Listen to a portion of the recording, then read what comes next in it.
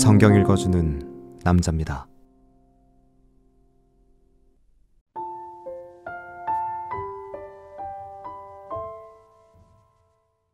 내가 또 보니 힘센 다른 천사가 구름을 입고 하늘에서 내려오는데 그 머리 위에 무지개가 있고 그 얼굴은 해 같고 그 발은 불기둥 같으며 그 손에 펴놓인 작은 책을 들고 그 오른발은 바다를 밟고 왼발은 땅을 밟고 사자의 부르짖는 것 같이 큰 소리로 외치니 외칠 때에 7 우레가 그 소리를 발하더라.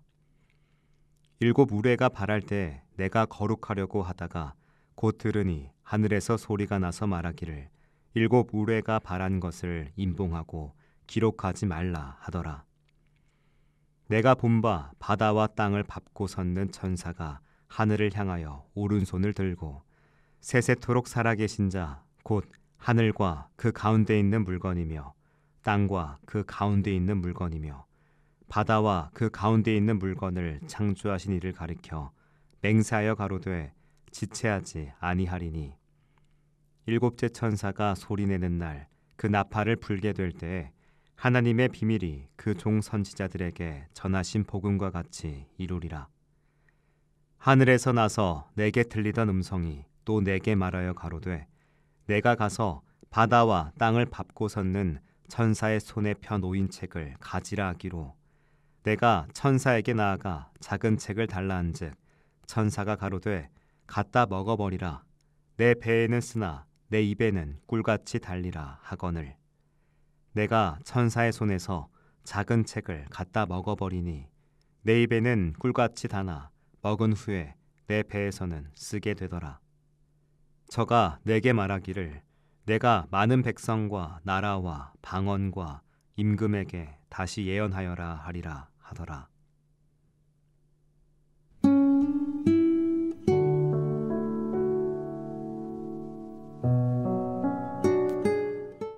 우리는 6째 나팔 재앙이 인류 3분의 1을 죽음에 이르게 하는 극심한 재앙이었음에도 불구하고 살아남은 사람들이 회개하지 않는 인간의 완악함을 극명하게 보았습니다. 이 재앙은 2번째 화였으며 재앙의 절정을 향해 치닫는 상황이었습니다. 요한계시록 10장은 7째 나팔이 불리기 전 심판의 서사가 잠시 멈추고 막간이 삽입되는 중요한 전환점을 보여줍니다.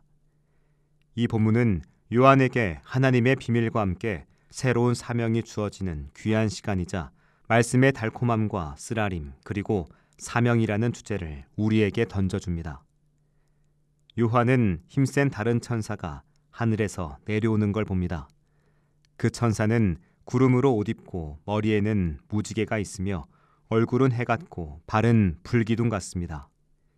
이 장엄한 모습은 그 천사가 지닌 신적 영광과 권위 그리고 심판의 권능을 분명히 반영합니다. 그는 오른발은 바다를 왼발은 땅을 밟고 섰는데 이는 그의 권세가 온 세상 즉 모든 피조세계에 미침을 상징합니다. 그 손에는 펴놓인 작은 두루마리를 들고 있습니다. 이 두루마리는 이미 열려 있으므로 그 내용이 곧 알려지고 실행될 것임을 의미하며 작은이란 형용사는 특정 개인인 요한에게 전달될 사명을 담고 있음을 암시합니다. 하나님의 크고 놀라운 계획이 한 사람을 통해 구체적으로 드러날 준비가 되었음을 보여주는 겁니다. 그 천사가 마치 사자가 부르짖는 것 같이 큰 소리로 외치자 7 우레가 소리를 냅니다. 요한이 그 내용을 기록하려고 할 때 하늘에서 7 우레가 말한 것을 임봉하고 기록하지 말라는 음성이 들려옵니다. 하나님의 계획이 인간에게 모두 다 드러나진 않으며 당신의 주권적인 때가 있음을 강조하는 말씀입니다. 우리의 이해를 넘어서는 하나님의 비밀스러운 부분이 존재함을 인정하며 모든 걸 다 알지 못하더라도 하나님의 주권적인 계획을 신뢰해야 합니다. 우리는 때로 모든 것을 알고 싶어하고 통제하려 하지만 하나님은 당신의 때에 당신의 방법으로 모든 것을 이루시는 분이십니다.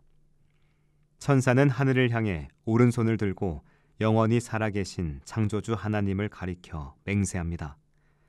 그 맹세의 내용은 다시는 지체하지 아니하리니 일곱째 천사가 소리내는 날에 하나님의 비밀이 그 이룬다는 겁니다. 이 선언은 이제 하나님의 마지막 심판과 구원의 최종 단계가 지체 없이 임박했음을 강력하게 알립니다. 독자들에게 긴박감과 임박한 종말을 예고하는 겁니다. 여기에 등장한 하나님의 비밀은 복음의 비밀이 궁극적으로 완성되는 것, 즉 예수 그리스도를 통해 구원과 심판의 모든 계획이 최종적으로 성취되는 걸 의미합니다. 더 이상 시간이 지체되지 않을 것이라는 엄중한 선언은 영적으로 나태해져 있는 우리에게 큰 경종을 울립니다.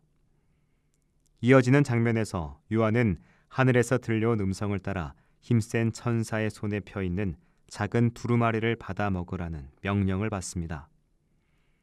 요한이 두루마리를 먹으니 그의 입에는 꿀처럼 달콤했지만 먹은 후에는 배에서 쓰게 됩니다.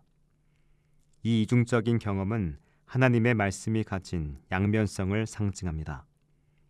말씀의 진리는 우리에게 구원과 영원한 생명의 복음을 가져다 주는 기쁨과 희망의 달콤한 소식입니다. 그러나 그 말씀을 세상에 선포해야 할 예언자적 사명, 특히 죄악으로 물든 세상에 대한 경고와 심판의 메시지는 쓰디쓴 고난과 아픔을 동반할 수 있다는 걸 의미합니다. 진리는 때로 불편하며 그 불편한 진리를 선포하는 자는 세상의 비난과 핍박을 감수해야 할 수도 있는 겁니다. 두루마리를 먹은 요한은 천사로부터 내가 많은 백성과 나라와 방언과 임금에게 다시 예언하여야 하리라는 사명을 받습니다. 요한은 수동적인 관찰자를 넘어 하나님의 말씀을 세상 모든 민족과 나라의 통치자들에게 선포해야 하는 능동적인 사명을 부여받았습니다. 우리도 이 세상에 하나님의 말씀을 대언하는 예언자적 사명을 부여받습니다. 이 사명은 때때로 세상의 비난과 핍박을 감수해야 하는 쓰라린 경험을 동반할 수 있습니다. 우리는 그리스도인이라는 이름으로 살아가면서도 세상의 불의와 타협하고 진리를 외면할 때가 얼마나 많습니까? 담대히 불의를 지적하고 복음을 선포하며 회개와 심판, 구원의 메시지를 전할 용기를 가져야 합니다. 주어진 시간을 허비하지 않고 주님의 사명을 감당하며 영원한 가치에 삶의 우선순위를 두는 긴박감을 갖고 살아가야 합니다. 다시는 지체하지 아니하리니 라는 천사의 맹세는 하나님의 심판과 구원의 최종적인 계획이 임박했음을 강력히 경고합니다. 현재의 삶 속에서 하나님의 경고에 즉시 반응하고 죄악을 회개하며 영적으로 준비되어야 할 시급성을 강조하는 말씀입니다. 더 이상 미룰 시간이 없습니다. 하나님보다 더 사랑하거나 의지하는 모든 우상을 철저히 끊어내야 합니다. 매일 말씀을 통해 삶을 돌아보며 하나님 보시기에 합당한 생각과 말과 행동을 위해 노력해야 합니다.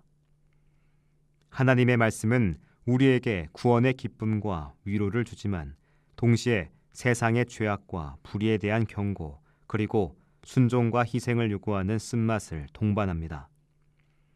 말씀의 이 양면성을 온전히 받아들여야 합니다. 교회는 요한이 받은 사명처럼 세상을 향해 다시 예언해야 할 책임이 있습니다. 즉, 단순히 위로와 평화만을 전하는 것이 아니라 하나님의 공의로운 심판과 회개를 촉구하는 메시지를 담대하게 선포해야 합니다. 이 사명은 때로 세상의 반대와 고난을 수반할 수 있습니다. 이러한 고난을 두려워하지 않고 주님의 증인으로서 세상의 어둠을 밝히는 빛의 역할을 감당해야 합니다. 요한계시록 10장은 하나님의 궁극적인 계획이 당신의 절대적인 주권 아래 있으며 모든 것이 당신이 정하신 때에 이루어질 것임을 분명히 보여줍니다. 비록 7 우레의 소리처럼 일부 비밀은 아직 감추어져 있지만 우리는 당신의 완벽한 계획을 신뢰해야 합니다. 마지막 때를 살아가는 저희에게 영적인 분별력과 담대함을 주시어 어떠한 고난 속에서도 주님의 말씀을 삶에 내면화하고 세상의 진리를 선포하는 예언자적 사명을 신실하게 감당하게 해달라고 기도해야 합니다. 아직 주님을 알지 못하고 영적인 어둠과 고통 가운데 방황하는 많은 영혼들을 위해 복음의 빛을 비추는 통로가 될 수 있도록 용기와 지혜를 간구해야 합니다. 기도하겠습니다. 주님, 주님의 말씀이 입에서 꿀처럼 달고 배에는 쓰게 되는 진정한 예언의 영을 허락하시어 저희가 이 땅에서 주님의 긴급한 복음을 담대히 선포하는 자가 되게 하소서. 아멘.